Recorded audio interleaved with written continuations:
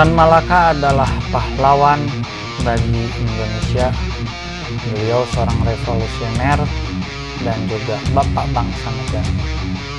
Beliau juga sering dilupakan oleh panggung sejarah Indonesia. Apakah karena beliau seorang penganut sosialis? Simak video ini sampai selesai agar kalian tahu sejarah yang sebenarnya.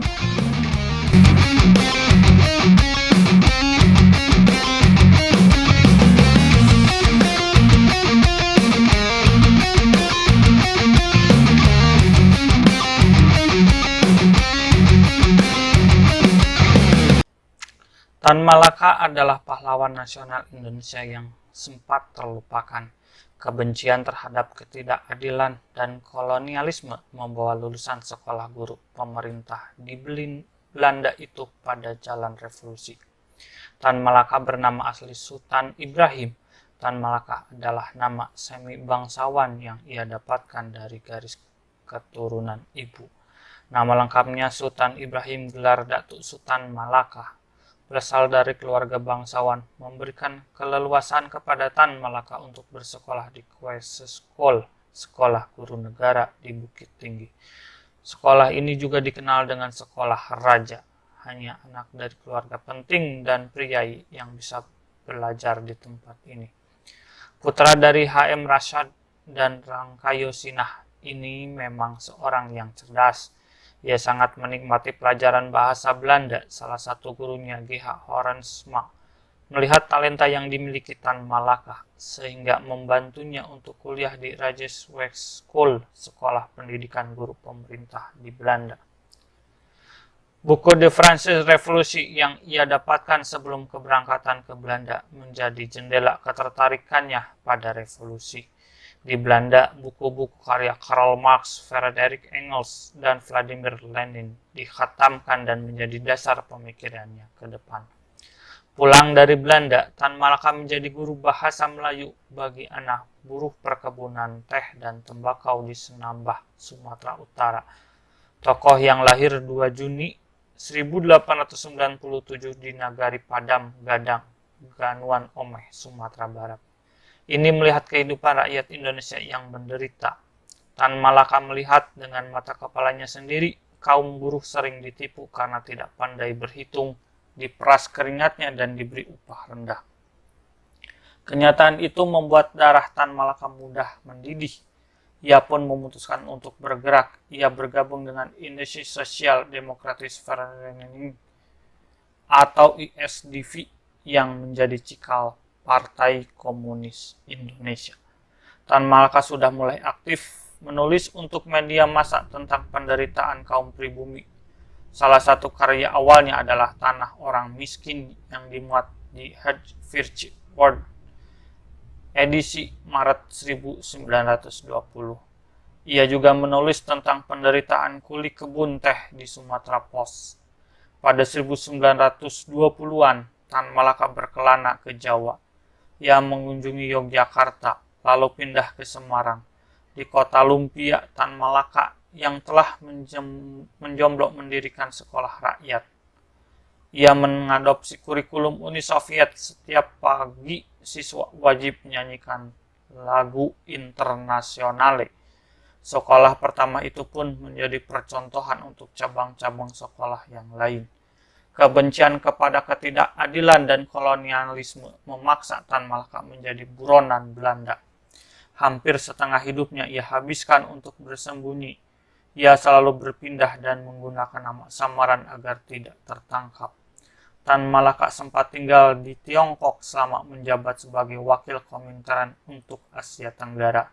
Di sana ia menulis buku NAR di Republik Indonesia yang berisi konsep negara Indonesia dalam bayangannya. Ia meramalkan situasi politik internasional antara Jepang dan Amerika yang menyebabkan perang di Pasifik. Situasi yang pas untuk melakukan revolusi terhadap Belanda. Ramalan itu terbukti setelah 16 tahun dari buku NAR di Republik Indonesia dicetak. Perang Pasifik yang membuat gejolak Perang Dunia Kedua terjadi. Tan Malaka juga menulis buku Materialisme, Dialektik, dan Logika, Madilog, Buku ini berisi analisisnya terhadap rakyat Indonesia yang tidak terbiasa berpikir kritis, tidak logis, serta belum mampu berdialog secara baik. Setelah melihat dari jauh kondisi Indonesia, Tan Malaka memutuskan pulang ke tanah air pada tahun 1942. Ia tinggal di Rawajati dekat pabrik sepatu di Kalibata dan menjadi pedagang buah. Tan lalu pergi ke Bayah, Banten, menjadi juru tulis dan pengurus administrasi Romusa dengan nama samaran Ilyas Hussein. Rakyat memilih politik hukum Hankam Humoneris Index. Home Minore halaman 3, kisah hidup Tan Malaka, guru yang kepincut jalan revolusi. Abdul Malik Mubarak. Proklamasi kemerdekaan telah dikumandangkan Bung Karno dan Bung Hatta. Namun, Tan Malaka melihat kemerdekaan yang diraih belum seutuhnya. Ia pun kemudian membongkar penyamarannya dan menemui teman lamanya Ahmad Subarjo. Kedatangan Tan membuat Subarjo kaget, bukan kepalang. Aku kira kau sudah mati.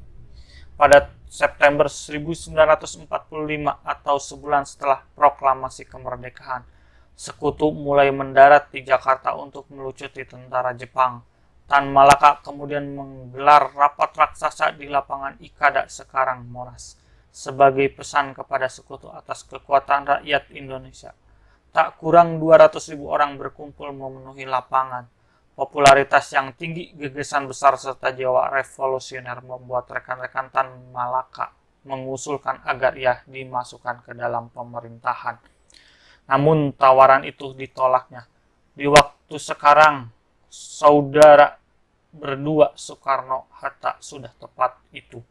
Biarlah saya menyokong dari belakang dengan menggerakkan rakyat di belakang saudara, kata Tan Malaka saat bertemu Bung Karno dan Bung Hatta. Kedatangan Belanda yang membonceng sekutu ditanggapi beragam oleh masyarakat dan elit politik Indonesia. Soekarno, Hatta, dan Syahrir lebih memilih jalan diplomasi. Hal inilah yang membuat Tan Malaka berang, termasuk Jenderal Besar Sudirman. Keduanya gemas dengan kabinet Syahrir yang mendapat mandat dari Bung Karno dan Hatta yang ditangkap Belanda.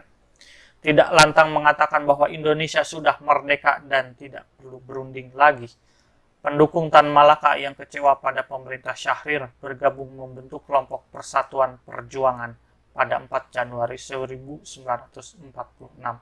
Kelompok ini kemudian mengadakan kongres pertama yang dihadiri 132 organisasi sipil, partai, laskar, dan tentara di Gedung Serbaguna Purwokerto. Pembicaraan utamanya Tan Malaka dan Jenderal Sudirman. Dari situ kemudian lahirlah ide kudeta. Kelompok oposisi kemudian melakukan kudeta terhadap pemerintah Syahrir karena dianggap gagal mewujudkan pengakuan kedaulatan Indonesia 100%. Upaya kudeta gagal. Pada 23 Maret 1946, Tan Malaka, Subarjo, dan Soekarni dijeblos ke penjara selama 2 tahun. Setelah Tan Malaka dibebaskan dari penjara Magelang, ia mencoba mengumpulkan pendukung dan menggagas Partai Musyawarah Rakyat Banyak, Murba, pada 7 November 1948. Soekarni didaulat menjadi ketua partai, memiliki landasan anti-fasisme, anti-imperialisme, dan anti-kapitalisme.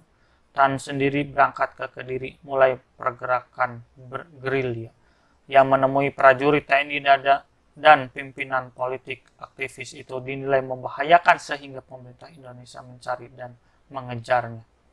Tan Malaka melarikan diri ke selatan Jawa Timur. Saat menyusuri Gunung Wilis di Selau Panggung, Kediri, ia ditangkap Letnan II Sukoco dari Batalion Sikatan Divisi Brawijaya. Pada 21 Februari 1949, Tan Malaka dieksekusi mati oleh Suradi Tekebek. Dia dimakamkan di Selau Panggung, Kediri. Meski Soekarno mengangkatnya menjadi pahlawan nasional pada 28 Maret 1963, saat Orde Baru muncul, Tan Malaka seperti sengaja dihilangkan dari sejarah. Namanya dicoret dari daftar nama pahlawan nasional. Bahkan tidak pernah dibahas dalam buku pelajaran sekolah.